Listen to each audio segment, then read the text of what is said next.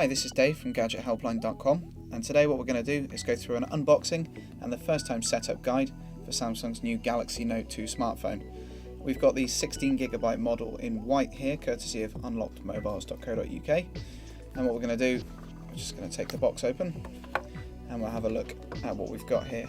So first up we have the phone in white. If we just bring across here the original Galaxy Note, you see they're very similar in size, but the shape has changed to mimic the Galaxy S3 for the new one. So we're just going to set that down there and we're going to take a look and see what's in the box. Okay, so we have a quick start guide here, various bits of information there from Samsung. We've also got the mains charger, which comes in two parts, slots together with the fold out pin there, nice and easy. And we've got in-ear headphones, and we've also got the inline control there for volume and call control. We've got a selection of different tips, different sizes to suit different people for the in-ear headphones, and we've got the micro USB connection, which connects into the plug or into a computer for charging and syncing. And finally we have a hefty battery here, so we're just going to set the box aside there and we're going to put this into the phone and we can get started and guide you through the first time setup process. A bit tricky there. Okay, so we're going to take off these and let's just take a look. From the top here is where you want to take apart the case, so if you just literally pull that off there, and then we've got the inside of the phone. Line up the gold bits of the battery contact, oops, at the top there. You've also got a slot for the micro SIM card. You need to push that in until it clicks into place, and here we've got micro SD for memory card. Again, push it in until it clicks into place. We're not using a SIM card for the purpose of the setup, but you'll obviously need to if this is going to be your phone.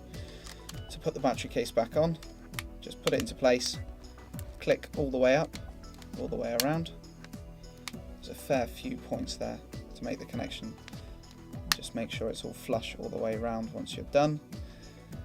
And then we've got the handset there. So you've got the large 5.5 inch Super AMOLED LED screen, front facing camera 1.9 megapixels, on the back the 8 megapixel camera with the LED flash, and we've got the S Pen stylus here which pops out.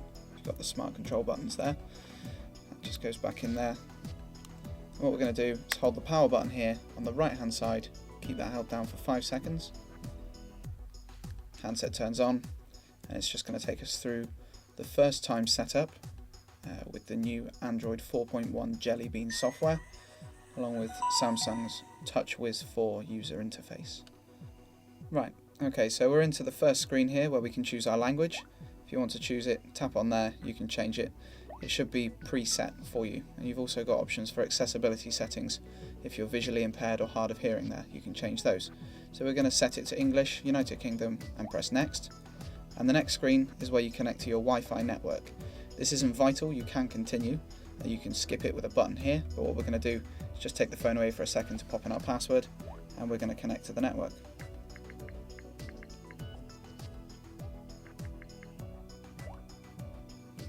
Okay, so we're just connecting there.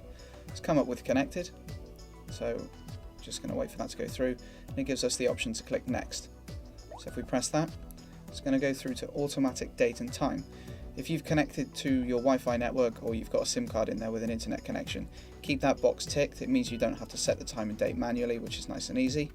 And we're going to press next to continue through. The next option is for a Samsung account. This is not to be confused with a Gmail account, which is a Google account for downloading apps from the Play Store. Samsung gives you the chance to have your own account to download apps from their app store. It also gives you access to things like backing up your contacts, backing up your messages and settings from there.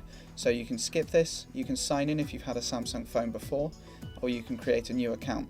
We're going to skip through this now as it's not essential to the setup of the phone. The next option is for Gmail setup. This is vital if you want to download apps from the Play Store, download books and rent movies. So we're going to select yes as we've already got one, or if you click no, it will take you through setting up a new Google account. So what we're going to do is just pop in our account there. Again, we're going to take away the phone for just a second. Okay, so once we've agreed to the terms and conditions there, the phone's just going to connect to the web and connect to Google's servers to sign you into your existing account, and you'll get the option to join Google+, which is of course Google's social network. We're going to click not now as we don't need to, and this is the next option with a Gmail setup, is whether you want to add a credit card or debit card for paying for apps and books.